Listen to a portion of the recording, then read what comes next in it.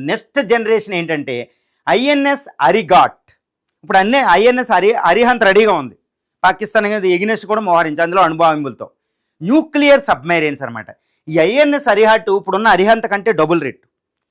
ఇది సముద్రంలోకి వెళ్తే 2-3 సంవత్సరాలు నక్కి బయటకు రాదు. ఎందుకంటే అణువు కాబట్టి ఇన్ఫినిటీ ఎనర్జీ ఉంటుంది, బయటికి రావాల్సిన అవసరం లేదు.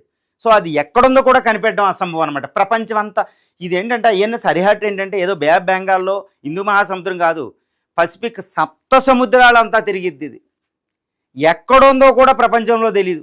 అంటే దాన్ని ఏమంటారంటే బ్లూ వాటర్ నేవీ. అంటే ప్రపంచంలో ఏ మూలకైనా మనం అటాక్ చేయగలుగుతాం అనమాట. అది ఐఎన్ఎస్ అరిగాట్. దీని తర్వాత 3వ న్యూక్లియర్ మిసైల్ ఒకటి వస్తుంది, న్యూక్లియర్ సబ్మెరైన్లు వస్తున్నాయి. ఇలా ఒక 10 న్యూక్లియర్ సబ్మెరైన్లు మనం తయారు చేసుకుంటాం వచ్చే దశాబ్దాల్లో. లేకపోతే చైనాని తట్టుకోలేం. దాని దగ్గర 75 సబ్మెరైన్స్ ఉన్నాయి, మన దగ్గర 18 ఉన్నాయి.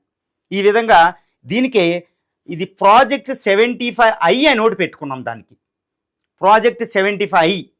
దీంట్లో భాగంగా మనం తీసుకొస్తున్నాం అన్నమాట. ఈ ప్రాజెక్ట్ 75Iలో భాగంగా ఆ పేరు దాంతో స్కార్పియన్ మిసైల్స్ అని స్కార్పియన్ ఒకటి తెచ్చుకుంటున్నాం. స్కార్పియన్ ఇదిగోండి సబ్మెరైన్స్. ఈ స్కార్పియన్ మిసైల్స్ అంటే సబ్మెరైన్స్ అంటే ఫ్రాన్స్ నుంచి తెచ్చుకుంటున్నాం. కొన్ని 6 తెచ్చుకుని 6 ఇట్లా 5 వచ్చేసి తయారు చేసాం, బయటకు వదిలేసాం. ఈ సబ్మెరైన్స్ ఇవన్నీ చాలా డేంజరస్ సబ్మెరైన్స్ అనమాట. ప్రపంచ ఆధిపత్యం కోసం ఏదో పాకిస్తాన్ చైనాకే టార్గెట్ కాదు. ఈ ప్రాజెక్ట్ ఈ ప్రాజెక్ట్ 75 దీనికి ఖర్చే 1,00,000 కోట్లు. ఈ ఒక్క సబ్మెరైన్ ప్రాజెక్టే 1,00,000 కోట్లు. మీరు ఊహించుకోండి.